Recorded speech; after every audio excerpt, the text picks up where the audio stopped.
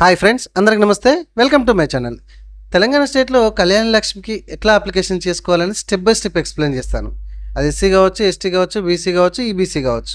So ఈ 4 caste వాళ్ళకి ఎట్లా అప్లికేషన్ చేసుకోవాలని స్టెప్ బై స్టెప్ క్లియర్గా ఎక్స్ప్లెయిన్ చేస్తాను. లాస్ట్ వరకు చూడండి. నచ్చితే ఒక లైక్ చేయండి. ఇట్లా లేటెస్ట్ అండ్ ఇన్ఫర్మేషన్ వీడియోస్ కోసం మన ఛానల్ని ఫ్రెండ్స్ సబ్స్క్రైబ్ చేసుకోకపోతే సబ్స్క్రైబ్ చేసుకోండి. నచ్చితే ఒక లైక్ చేయండి. ఈ వెబ్సైట్ లింక్ మీరు గూగుల్లో ఈపాస్ అని సెర్చ్ చేయాలి. ఈ ఈపాస్ వెబ్సైట్ ద్వారానే మనం అప్లికేషన్ అయితే చేసుకోవచ్చు. ఫ్రీగా కళ్యాణ లక్ష్మి ఇప్పుడు ఎట్లా అప్లికేషన్ చేయాలని చెప్తాను. ఫ్రీగానే అప్లికేషన్ చేసుకోవచ్చు. దానికి ఏమేమి కావాలనేదే మీకు మెయిన్ ఇంపార్టెంట్ తెలియడం అండ్ ఎట్లా అప్లికేషన్ చేయడం తెలిస్తే సరిపోతుంది. ఓకేనా? రండి. ఈ వెబ్సైట్ లింక్ కింద డిస్క్రిప్షన్లో కూడా ఇస్తాను, డోంట్ వరీ. ఇదిగోండి, ఇట్లా పేజ్ వస్తుంది మీకు. సో ఇట్లా పేజ్ వచ్చేసినాక కిందికి స్క్రోల్ చేస్తే ఇక్కడ చూడండి, మనకు కళ్యాణ లక్ష్మి షాదీ ముబారక్ అనే ఈ బటన్ ఉంది కదా, దీని మీద క్లిక్ చేయాలి. అండ్ మ్యారేజ్ ఇన్సెంటివ్ అవార్డు ఇక్కడ ఒకటి ఉంది కదా, ఏంటి ఇది అంటే కనుక ఇది వికలాంగులకు సంబంధించిన డిజబిలిటీ వెల్ఫేర్ వాళ్ళు ఉంటారు కదా. సో వికలాంగులను మంచి వాళ్ళు ఎవరైనా పెళ్లి చేసుకుంటా అంటే కాల్చేతులు బాగుండే వాళ్ళు ఉంటారు కదా, కాల్చేతులు బాగున్న వాళ్ళు వికలాంగులు పెళ్లి చేసుకున్నా, ఇద్దరు వికలాంగులు పెళ్లి చేసుకున్నా వారికి 2 లక్షల ఆర్థిక సహాయం కింద వాళ్ళకి కూడా ఇవ్వడం అయితే జరుగుతుంది. ఇది ఎట్లా అప్లికేషన్ చేయాలో ఆల్రెడీ వీడియో చేసి వీడియో సెక్షన్లో పెట్టినా, చూడండి వాళ్ళంటే చూడండి. ఓకేనా? మరి ఇప్పుడు ఆలస్యం లేకుండా కళ్యాణ లక్ష్మికి ఎట్లా అప్లికేషన్ చేసుకోవాలనేది చూద్దాం. ఇదిగోండి, ఇట్లా కిందికి స్క్రోల్ చేయండి. ఇక్కడ కళ్యాణ లక్ష్మి షాదీ ముబారక్ అని ఉంది కదా, ఈ బటన్, దీని మీద క్లిక్ చేస్తున్నా. సో ఫస్ట్ మనం కళ్యాణ లక్ష్మి పథకంకి సర్వీస్కి సంబంధించిన అప్లికేషన్ చేయాలి అంటే మనకు ఇన్కమ్ సర్టిఫికేట్ వాళ్ళు ఇక్కడ చూడండి, ఎస్సీ ఇన్కమ్ లిమిట్ 2 lakhs ఉండాలి. అండ్ ఎస్టీ ఇన్కమ్ లిమిటెడ్ కూడా 2 lakhs లోపే ఉండాలి, మించి ఉండకూడదు. 2 lakhs లోపు వరకు మీరు ఎంతైనా తెచ్చుకోవచ్చు. And BC EBC income limit వచ్చేసి అర్బన్ వాళ్ళు. ఓకే, సో అర్బన్ వాళ్ళు అంటే పట్టణాల వాళ్ళు 2 లక్షలు ఉండాలి, 2 లక్షల లోపు ఉండాలి. సో విలేజ్ వాళ్ళు అయితే 1,50,000 లోపు ఉండాలి. ఇది గుర్తుపెట్టుకోండి. ఓకే, సో ఇప్పుడు ఇదిగోండి, SC ST BC and EBC. Okay, so వీళ్ళందరూ కలిసి అప్లికేషన్ చేయాలంటే ఇక్కడ క్లిక్ చేయాలి. షాదీ ముబారక్ సంబంధించిన మైనారిటీ వాళ్ళకి సంబంధించిన అప్లికేషన్ చేయాలంటే ఇక్కడ క్లిక్ చేయాలి. సో నేను ప్రజెంట్ అయితే ఎస్సీ ఎస్టీ బీసీ ఈబీసీ ఈ 4 సంబంధించి అప్లికేషన్ చేస్తున్నా అంటే ఇక్కడ క్లిక్ చేయాలి. అండ్ తర్వాత మధ్యలో మీకు సబ్మిట్ చేసిన తర్వాత ప్రింట్ కావాలంటే ఇక్కడ ప్రింట్ కూడా చూసుకోవచ్చు. అండ్ స్టేటస్ కూడా చెక్ చేసుకోవచ్చు. అండ్ తర్వాత ఏమన్నా ఎడిట్ ఆప్షన్ కావాలంటే, మార్పులు చేర్పులు కావాలన్నా ఇక్కడ ఎడిట్ ఆప్షన్ కూడా ఉంది. ఈ బటన్ యూజ్ చేసి కూడా ఏమన్నా మార్పులు చేర్పులు కూడా చేసుకోవచ్చు. మరి కొత్తగా అప్లికేషన్ కోసం ఇదిగోండి, ఇక్కడ రిజిస్ట్రేషన్ మీద నేను క్లిక్ చేస్తున్నా. ఈ విధంగా అప్లికేషన్ ఫామ్ అయితే ఓపెన్ అయింది. ఇక్కడ చూడండి, registration form for Kalyana Lakshmi పథకం. సో ఫ్రీగానే మీరే ఇంట్లో ఉండి అప్లికేషన్ చేసుకోవచ్చు.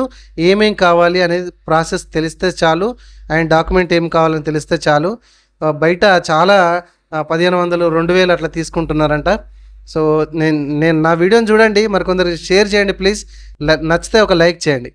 ఇదిగోండి, ఇక్కడ బ్రైడ్ అంటే పెళ్లి కూతురు పర్టికులర్స్ అనేది ఇప్పుడు మనం ఫిల్అప్ చేస్తున్నాం. ఓకే, వధువు. ఓకే, పెళ్ళైన పెళ్లి కూతురు లేదా వధువు బ్రైడ్ పర్టికులర్స్ అనేది ఇప్పుడు మనం ఫిల్అప్ చేస్తున్నాం. సో పెళ్లి కూతురు ఏమైనా చదువుకున్నారా? ఒకవేళ చదువుకున్నారు అని అంటే కనుక ఎస్ మీద క్లిక్ చేయండి. లేదు పెళ్లి కూతురు చదవలేదు అంటే నో మీద క్లిక్ చేయండి. ఇప్పుడు అందరు చదువుకుంటున్నారు ప్రతి ఒక్కరు కూడా. సో నేను ఎస్ మీద క్లిక్ చేస్తున్నా. ఎస్ మీద క్లిక్ చేస్తే కనుక పాస్ టైప్ ఎస్ఎస్సి రెగ్యులర్గా పాస్ అయ్యారా, సప్లిమెంట్లో పాస్ అయ్యారా, వేరే స్టేట్లో ఏమైనా చదివారా, సిబిఎస్ఈ సెంట్రల్ బోర్డులో ఏమైనా చదివారా, ఓపెన్ 10th ఏమైనా చదివారా అనేది సెలెక్షన్ చేసుకోవాలి. సో ఇక్కడ నేను రెగ్యులర్గా చదివింది మన తెలంగాణ స్టేట్ నుంచి వెళ్ళి రెగ్యులర్గా చదివారు కాబట్టి నేను రెగ్యులర్ అని పెట్టుకున్నా. హాల్ టికెట్ నెంబర్ ఉంటుంది కదా, ఎస్ఎస్సి హాల్ టికెట్ నెంబర్ కొట్టగానే ఇక్కడ and SSC hall ticket number ఇక్కడ ఏ సంవత్సరంలో ఎస్ఎస్సి పాస్ అయింది అని కొట్టగానే ఇక్కడ name and date of birth మొత్తం వస్తాయి. నేను కొడుతున్నాను చూడండి.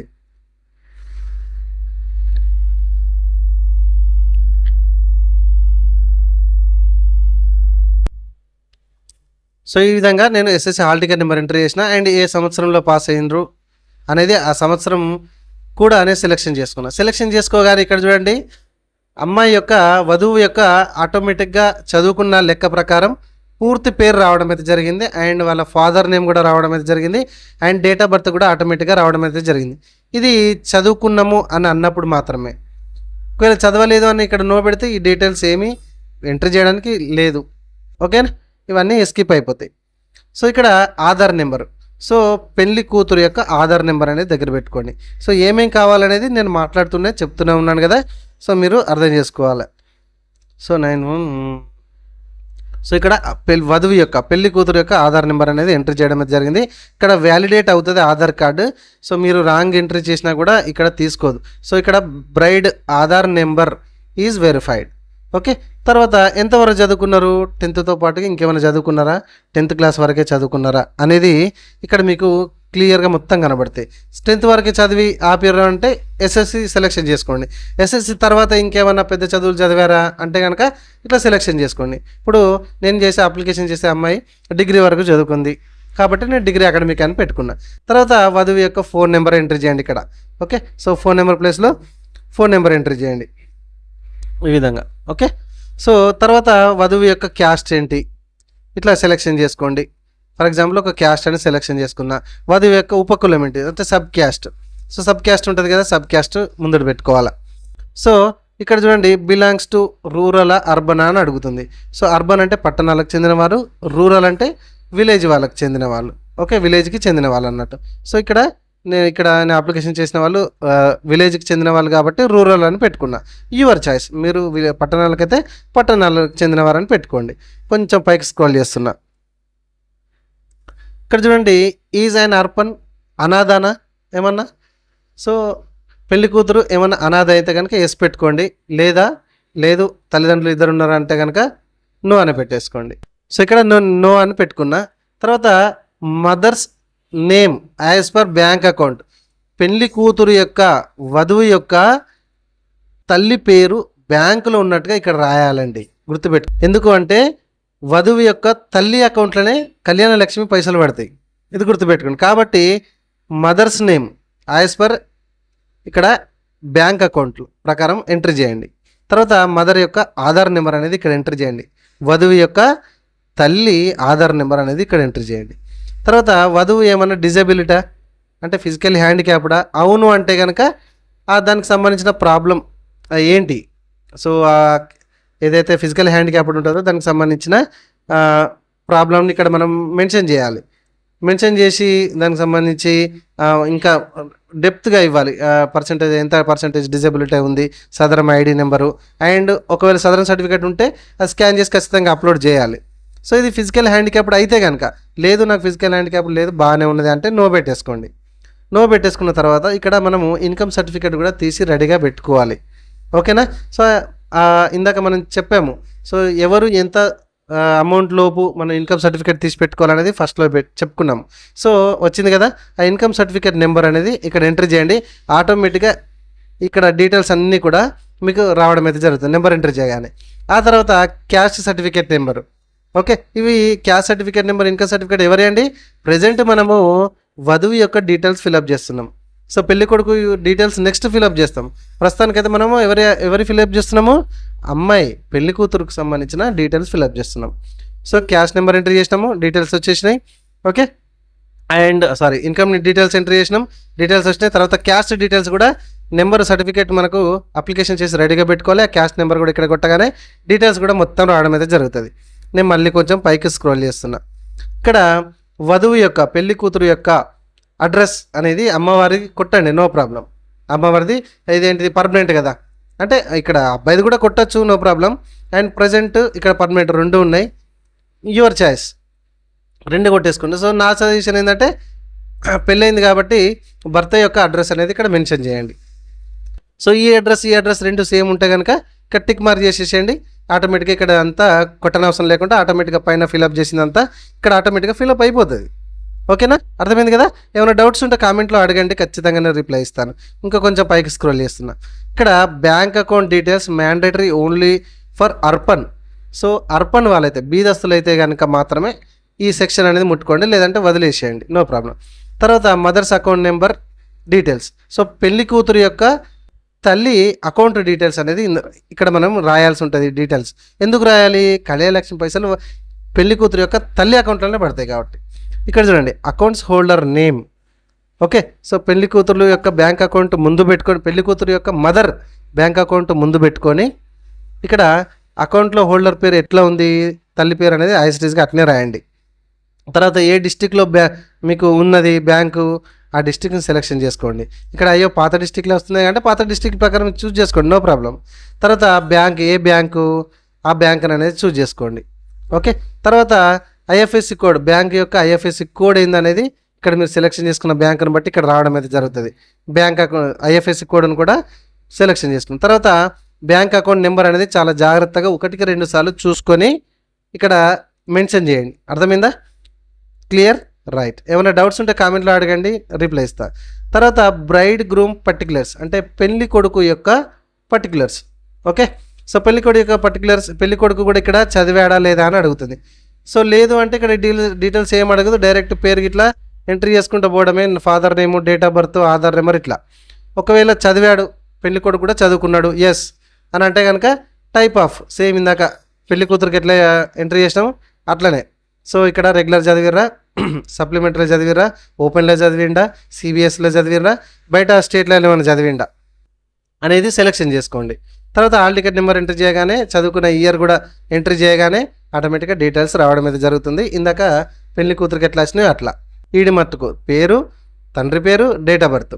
సో తర్వాత పెళ్లి కొడుకు యొక్క ఆధార్ నెంబర్ ఏం కావాలి, మళ్ళీ పెళ్లి కొడుకు సంబంధించిన ఆధార్ కూడా ముందు పెట్టుకోవాలి, మనం ఆధార్ నెంబర్ ఎంటర్ చేయాలి. తర్వాత ఎంతవరకు చదువుకున్నాడు, పెళ్లి కొడుకు ఎంతవరకు చదువుకున్నాడు అనేది కూడా ఇందులోకి వెళ్ళి మెన్షన్ చేసుకోండి. ఓకే, సో నేను షాంపిల్గా మీకు చూపిస్తున్నా.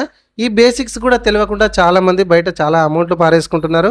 సో దయచేసి ఈ వీడియోని షేర్ చేయండి, జాగ్రత్తగా చూడండి. మీరే ఇంట్లో నుంచి, ఇప్పుడు చాలామందికి ఫోన్లు ఉన్నాయి, మంచి మంచి ఫోన్లు ఉన్నాయి, ల్యాప్టాప్స్ ఉంటున్నాయి, కంప్యూటర్స్ ఉంటున్నాయి, మీరే అప్లికేషన్ చేసుకోండి. ఇంత మంచిగా వివరించేవారు ఎవరైనా ఉన్నారా? కామెంట్ చేయండి. గొంతు రావడం లేదు, యాక్చువల్గా గొంతు బొంగుపోయింది, అందుకే సైలెంట్గా ఇంత తడబడుకుంటూ మాట్లాడుతున్నా. సో తర్వాత రిలీజియన్. సో పెళ్లి కొడుకు రిలీజియన్ ఏంటి చూజ్ చేసుకోండి. పెళ్లి కొడుకు యొక్క క్యాస్ట్. ఓకే, సో క్యాస్ట్లో మళ్ళీ సబ్ క్యాస్ట్. సో ఇంటర్ క్యాస్ట్కి సంబంధించిన కూడా అప్లికేషన్ వేరే ఉంటుంది. సో అంటే I means of course same to same process ఉంటుంది. సో ఈ విధంగా క్యాస్ట్ని సెలెక్షన్ చేసుకున్న తర్వాత అందులో సబ్ క్యాస్ట్ని సెలెక్షన్ చేసుకోండి. తర్వాత ఫ్యామిలీ ఇన్కమ్, ఫ్యామిలీ ఇన్కమ్ అనేది ఇక్కడ మెన్షన్ చేయండి.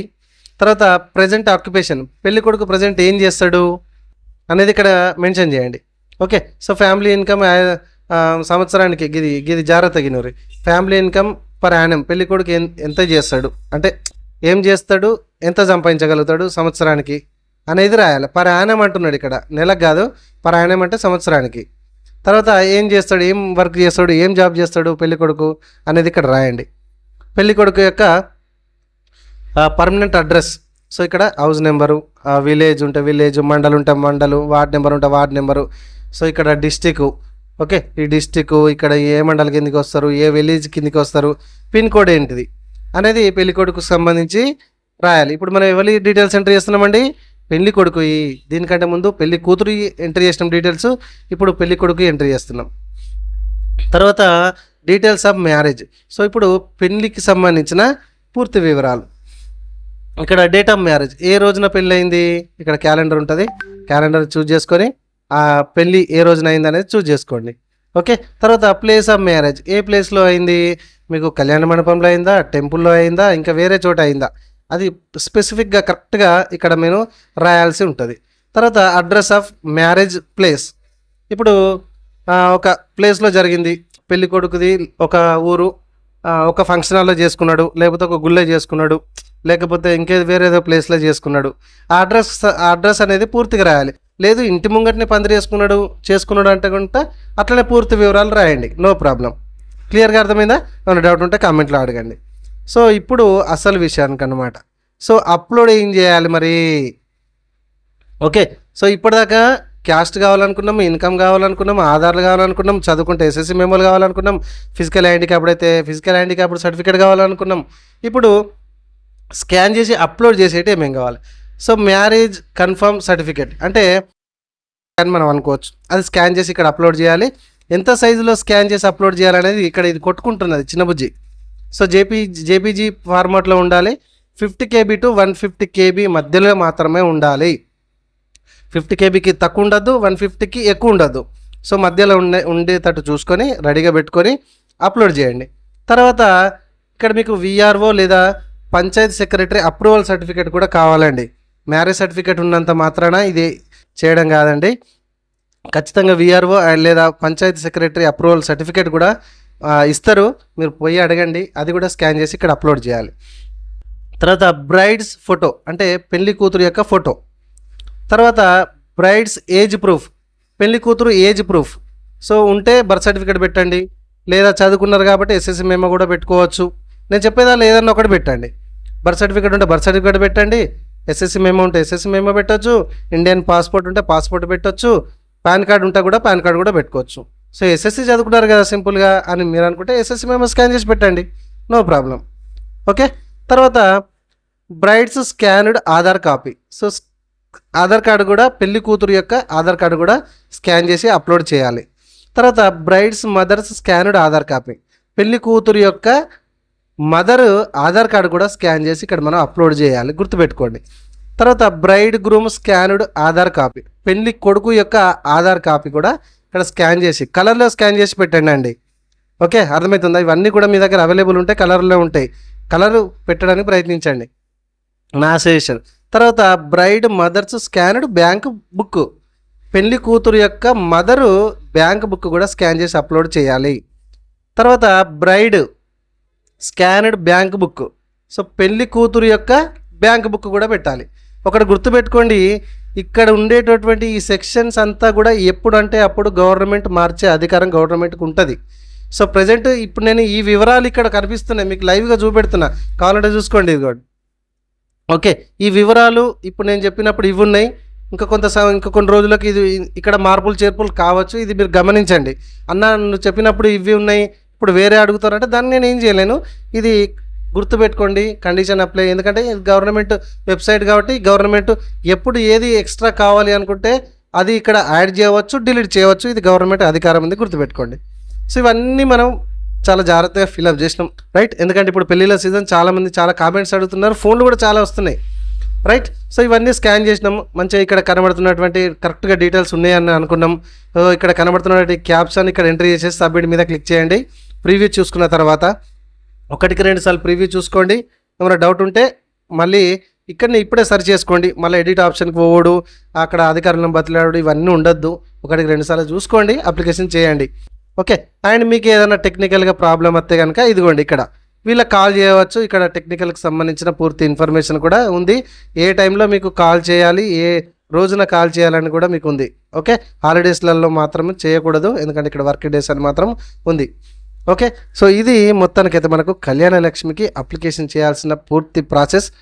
సో ఇదంతా సబ్మిట్ కొట్టగానే ఇదిగోండి ఇక్కడ మీకు ప్రీవ్యూ కనబడుతుంది కదా, ఈ ప్రీవ్యూలో ఉన్నట్టుగా పూర్తిగా మీకు అయితే కనబడుతుంది. సో ఇంతే, ఈ విధంగా మీరు మొత్తానికైతే కళ్యాణ లక్ష్మి కోసం అప్లికేషన్ చేసే ప్రాసెస్ అయితే నేను వివరించానని నేను అనుకుంటున్నా. ఓకేనా ఫ్రెండ్స్? సో వీడియో నచ్చితే ఒక లైక్ చేయండి. లేటెస్ట్ అండ్ ఇన్ఫర్మేషన్ వీడియోస్ కోసం మన ఛానల్ని ఇప్పుడే సబ్స్క్రైబ్ చేసుకోండి. ఏమైనా డౌట్స్ ఉంటే కామెంట్లో అడగండి. Thank you.